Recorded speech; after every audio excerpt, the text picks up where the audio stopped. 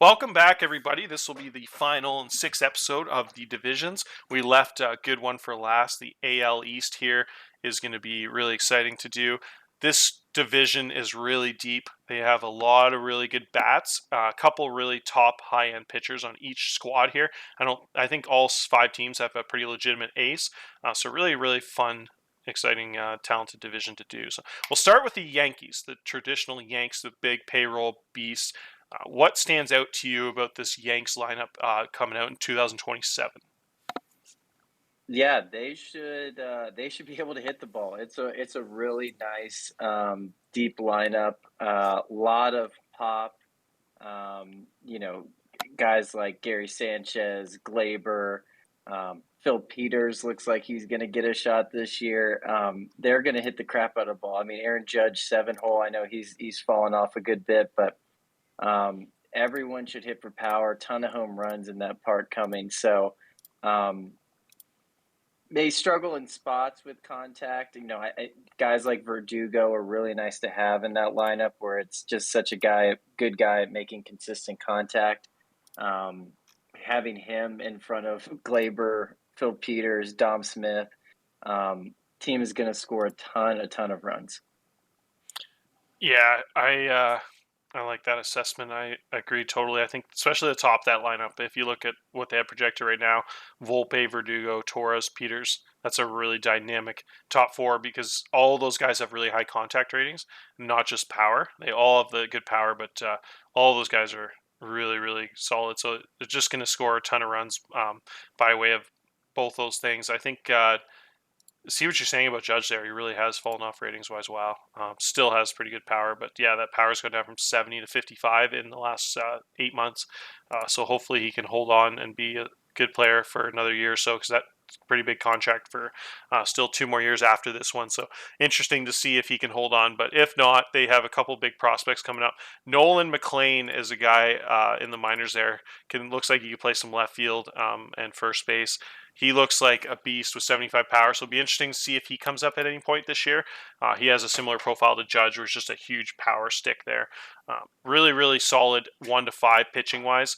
They have one of the best closers in all of baseball in that Taiwanese closer they brought over a couple of years ago. I'm not even going to attempt that name, but we'll just call him Bo Jung for now. Absolute freak, one of my favorite players. 80 stuff, 101 mile an hour fastball, a 75 rated curveball over the top. So doesn't have big splits because that high arm slot, that curveball must go 12 to 6. Really drops off there. So it's a really exciting player. I think it'd be really cool to watch that curveball in real life. Anyone that throws that hard with such a highly rated curveball, that'd be pretty cool. So I think that guy would be a really big blast to watch for fans. But yeah, you got that heavy strikeout. Heavy Devi Garcia there in the lineup.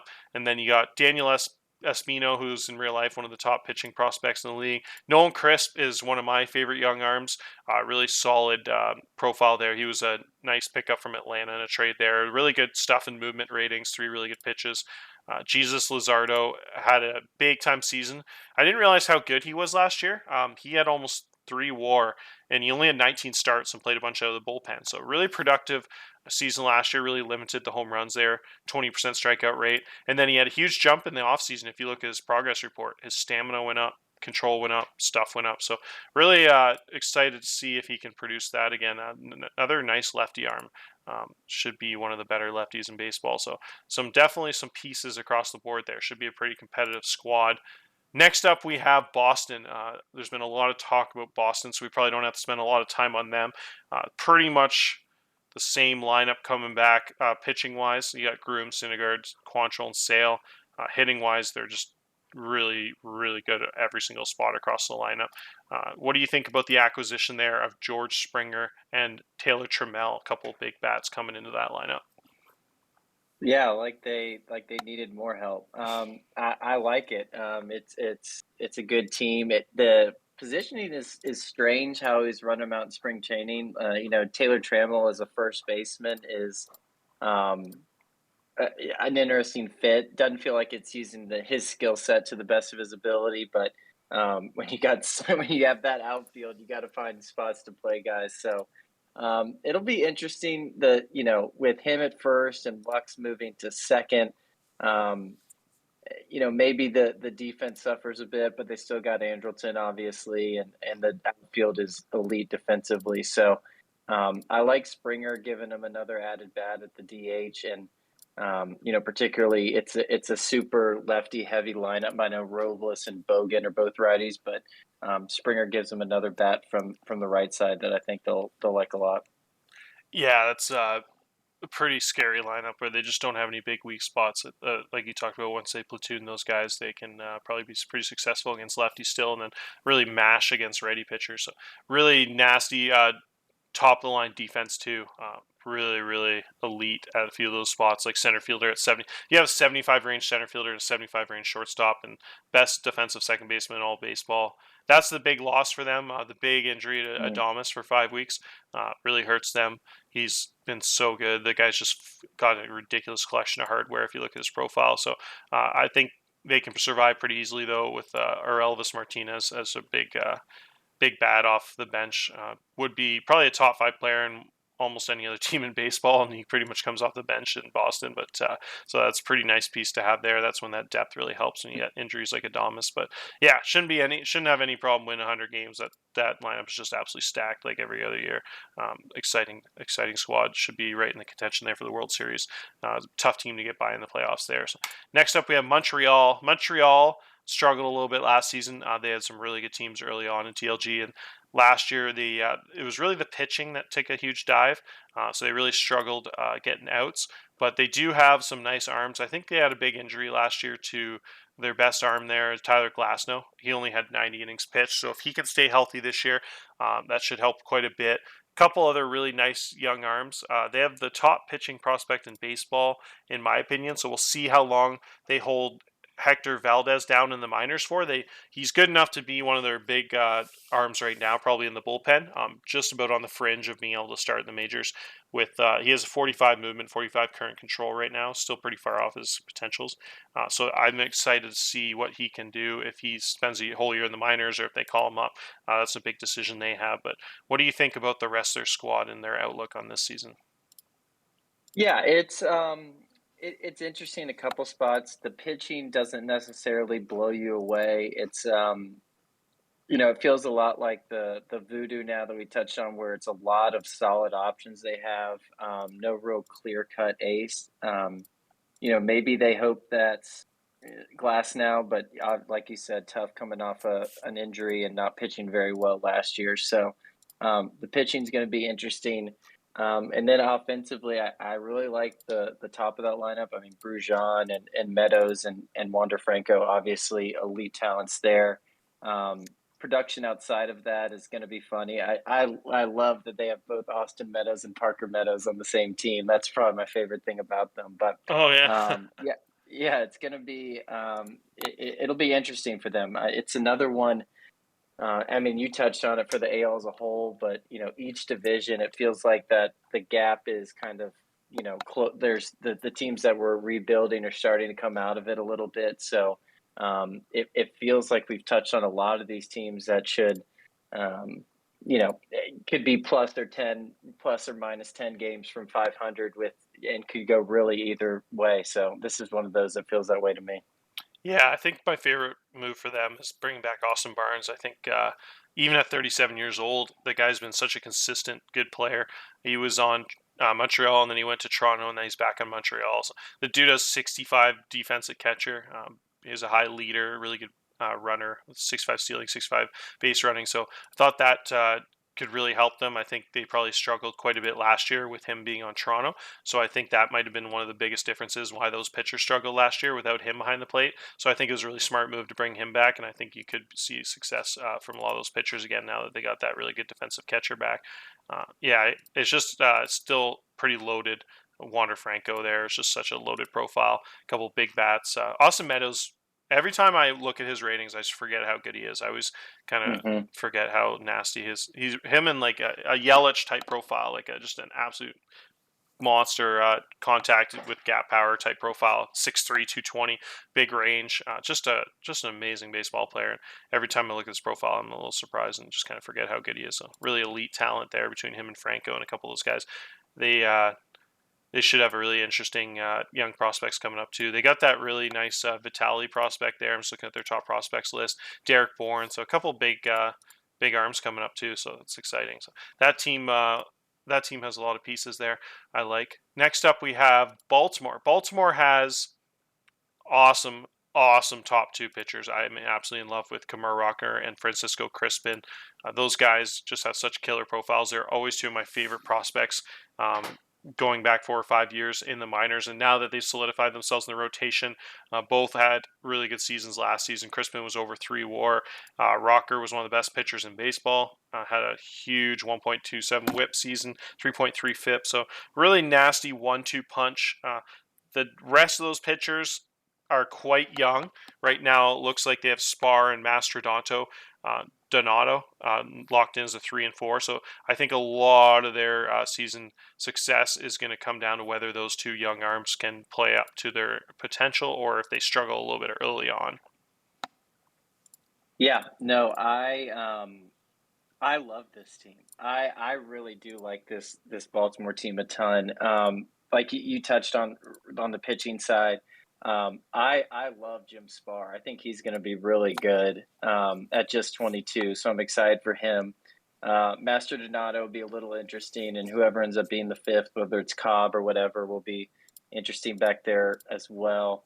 Um, Malio, their closer, is an animal. I know he was a first round pick, so it's kind of tough that turned into a closer. But this guy is so good. So excited to watch him develop. He's another young one. The offense is extremely fun to me. We've talked about Figueroa a bunch, and he's great. But Adley, Eduardo Garcia. My only issue with them is it's not really. It doesn't feel like a team built for Baltimore. You usually see with how that park plays a lot of home runs and stuff, and this is a really good pitching, really good defensive team. Um, that doesn't feel like a great fit for the park, but outside of that, I love this Baltimore team. Yeah, I see what you mean there, but they don't have those traditional like 65 power Chris Davis type bats. But Hmm. yeah, a lot of defense and a lot of contact there. So really exciting potential to put up a ton of base hits there and be able to compete because a lot of good arms in this division. So it's going to be tough to get a lot of base hits. Boston has some really nasty pitching. The Yankees have a lot of big arms, a lot of strikeout, especially Tampa Bay with Glasnow and a couple of those guys we talked about. You just got a lot of solid defensive teams too. A lot of those top shortstops in this division, where you get Toronto and Boston both have the 75 range shortstops, and Eduardo and Baltimore. You have three of the top five defensive shortstops in all baseball in the same division, so that makes it it's tough to get ground ball hits against in this division. So you really need all the contact you can get to be able to get on base enough to score some runs. The interesting. I'm really glad you brought up that point about being built for Baltimore. That's a really interesting philosophical question for me. Is um, kind of like I've thought about a bunch for my own ballpark because I am the highest home run rate in the entire league, even more than Coors in my field. There, it's ridiculous. It's like plus 27 home runs percent against left field, and then in right field it's like plus 23%. So just ridiculous.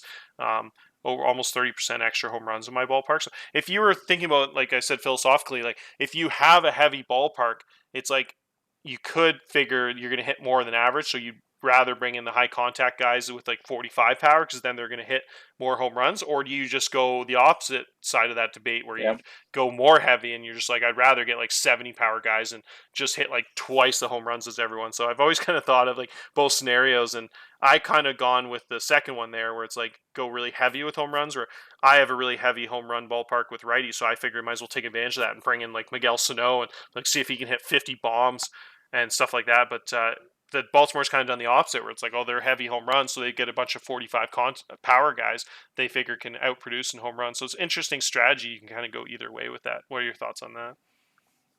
Yeah, no, like you, I've done it. I've done it both ways, and I think you can really find success with either. I think I'm always for just if you have a team strategy and it all kind of connects together, it'll work in any park. So, um, like I said, I really love this roster. They're young and going to keep getting better. So, this is usually kind of the timeline in these leagues where you start to see Baltimore get good and be interesting. So I'm excited to watch them.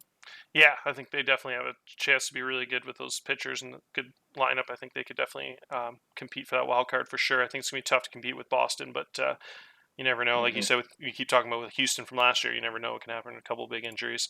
Already got one big name down for a month at Damas, but I think Boston's got a pretty good shot. But who knows?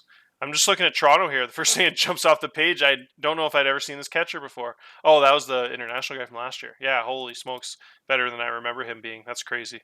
Jumps off their top prospect list. A catcher with 60 home run power in contact. That's ridiculous.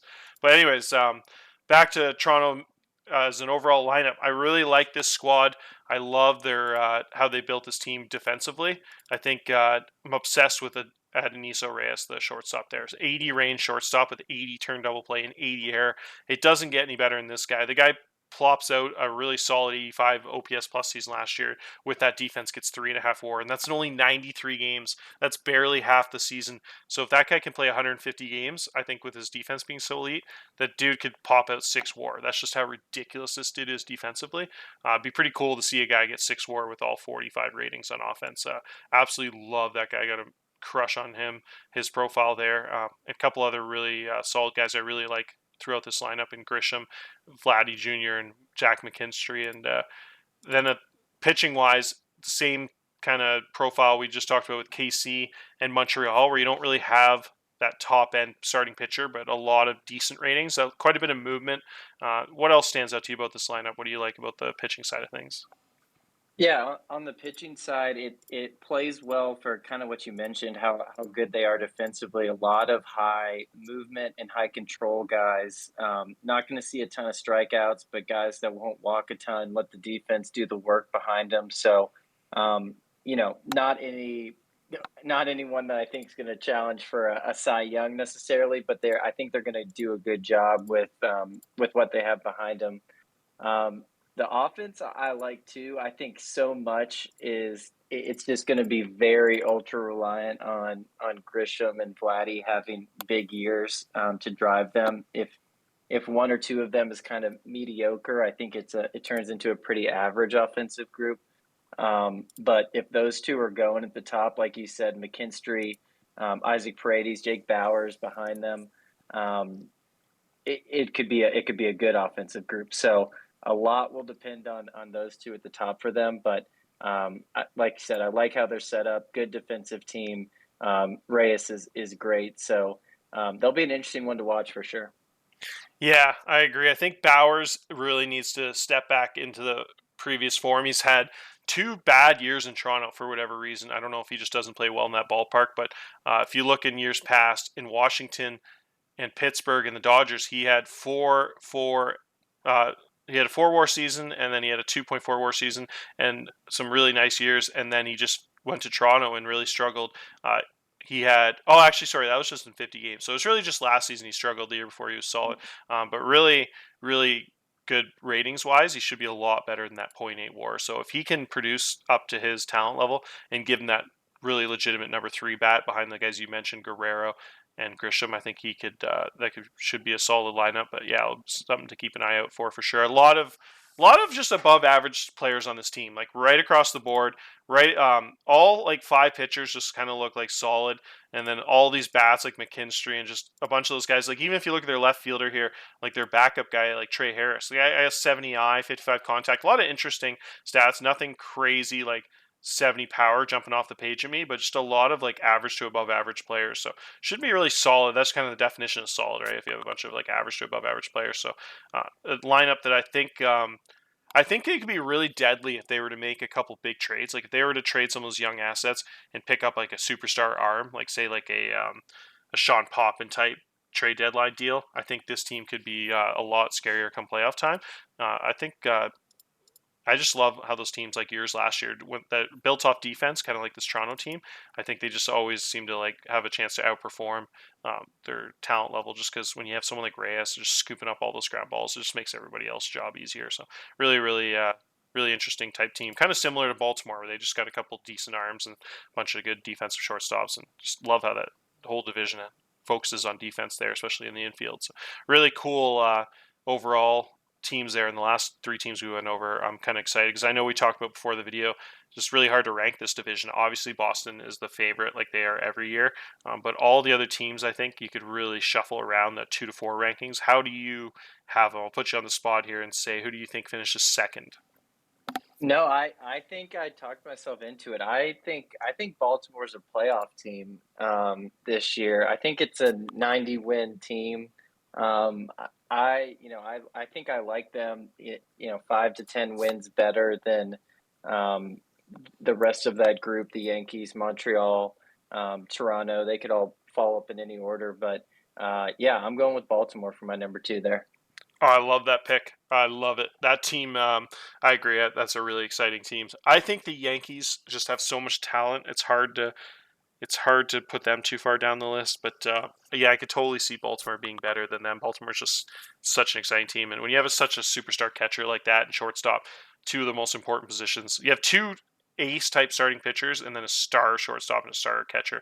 I just love how that team's built. So right up the middle there, and all the key spots are covered. Especially with outfield there, I didn't really talk about him. I really love the Christian Robinson there, one of my favorite players. Dude's got a Hmm. monster profile, 55 power, 75 range, center field there in a home run heavy park. The Duke, he had 22 home runs last year. Could put up another plus 20 home run season. So absolutely love it. So that'll be it for this division. That'll be it for all the division previews. So I hope you guys enjoyed.